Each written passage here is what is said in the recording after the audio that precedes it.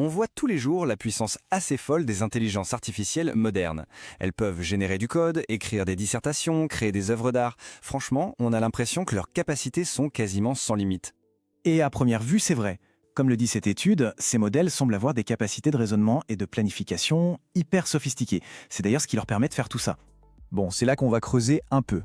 Que se passe-t-il vraiment quand on va voir derrière les benchmarks, derrière les scores impressionnants, et qu'on teste leur logique pure? Eh bien, c'est là qu'on trouve des failles, des fissures qui nous interrogent sur les limites du paradigme sur lequel ils sont construits, le paradigme autorégressif. Pour rappel, l'idée de ce paradigme, c'est de prédire le mot suivant en se basant sur les mots qui précèdent. C'est simple, c'est puissant, mais comme on va le voir, cette simplicité a un coût.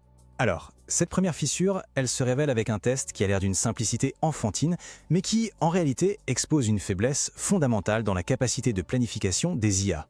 On parle du fameux taquin de 8. Ce puzzle, ce n'est pas du tout une question de culture générale ou de connaissance. Non, c'est un test pur et dur de suivi d'état, de respect des règles et de planification sur le long terme. Ici, le modèle ne peut pas tricher en allant piocher dans sa mémoire du web. Il doit raisonner, point. Pour réussir, le modèle doit littéralement voir le plateau, il doit se souvenir des coups qu'il a déjà joués pour ne pas tourner en rond, et surtout, il doit anticiper plusieurs coups à l'avance pour arriver à cette configuration finale. Bref, c'est un pur exercice de logique. On pourrait s'attendre à ce que les cadors de l'IA plient ce problème, qu'un humain peut résoudre assez vite, en quelques secondes. Mais la réalité, elle est un peu différente. Les résultats bruts sont assez édifiants. Le meilleur, GPT-5 Thinking, n'a résolu que 34 puzzles sur 50. Et regardez le coup, près de 24 minutes et plus de 75 000 tokens, c'est-à-dire les unités de texte que le modèle manipule, en moyenne pour un seul puzzle réussi. C'est énorme. La plupart des autres, même les très bons, ont galéré. Lama 3.1 n'en a même résolu aucun. Mais le plus important, ce n'est pas juste le score, ce sont les types d'erreurs. Ces échecs, ils nous montrent une incapacité fondamentale à suivre un état interne et à respecter des règles, même quand on les leur donne noir sur blanc. Le modèle se perd, il essaye de faire des mouvements impossibles, il répète les mêmes erreurs en boucle, comme s'il oubliait ce qu'il venait de faire à l'instant. Ok, on vient de voir un problème de logique interne au modèle. Maintenant, passons à un problème bien plus vaste, un problème systémique qui concerne tout l'écosystème de données de l'IA. On parle de l'effondrement du modèle ou modèle collapse. C'est un processus de dégénérescence. À force de s'entraîner sur des données synthétiques créées par leurs prédécesseurs, les modèles finissent par oublier la réalité. C'est un peu comme un écho qui se déforme et s'affaiblit à chaque répétition. En fait, ça crée un vrai cercle vicieux. Le modèle va surreprésenter les choses probables qu'il a déjà vues et, à l'inverse, sous-estimer les événements rares, ce qu'on appelle les queues de distribution. Et cette vision déformée de la réalité, eh bien, elle sert de base d'entraînement pour la génération suivante. Le poison est dans le fruit et il contamine tout le cycle. L'analogie parfaite pour comprendre ça, c'est celle de la photocopie. À chaque nouvelle copie, on perd en fidélité, les détails s'effacent, les petites erreurs s'accumulent, jusqu'à ce que l'image originale soit devenue complètement méconnaissable. Allons voir maintenant de plus près comment ce processus d'entraînement récursif se passe en pratique, et surtout quelles sont ses conséquences visuelles. Et vous allez voir, c'est assez frappant. Ce schéma, c'est un peu la timeline d'une dégradation annoncée. Au début, on a des données 100% réelles pour entraîner le modèle 0.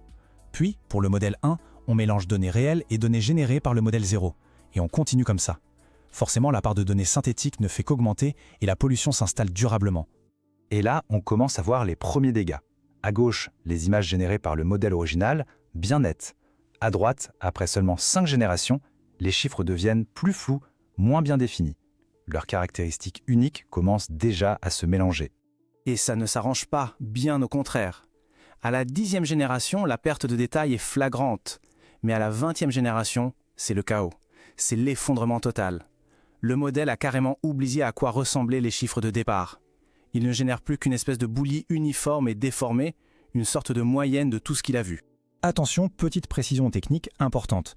Il ne faut pas confondre l'effondrement du modèle avec ce qu'on appelle l'oubli catastrophique. L'oubli catastrophique, c'est quand un modèle oublie comment faire la tâche A parce qu'on lui apprend à faire la tâche B. L'effondrement du modèle, c'est plus subtil et plus grave. Le modèle n'oublie pas, c'est la réalité elle-même, celle sur laquelle il apprend, qui est corrompue par ses propres créations. Bon, on a vu deux problèmes, un problème de planification, un problème de données. Mais alors, pourquoi est-ce que c'est si grave? Pourquoi ça compte vraiment? Eh bien, il est temps de rassembler les pièces du puzzle. L'échec au taquin de 8, ce n'est pas juste anecdotique. Ça pointe vers des risques bien réels dans des domaines critiques. Si un agent IA ne peut pas suivre son propre état de manière fiable dans un puzzle, comment est-ce qu'on peut lui confier la gestion d'un robot dans une usine, d'un portefeuille en bourse ou d'une chaîne logistique mondiale? La moindre erreur de raisonnement pourrait avoir des conséquences désastreuses. Et pour ce qui est de l'effondrement du modèle, le problème est peut-être encore plus profond. Il ne rend pas seulement l'IA moins bonne, il fait quelque chose de bien plus grave.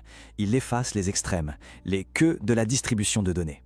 Et ces queues, elles représentent souvent les événements rares, les cas particuliers, les points de vue minoritaires, les perspectives marginalisées. Et voilà le véritable enjeu.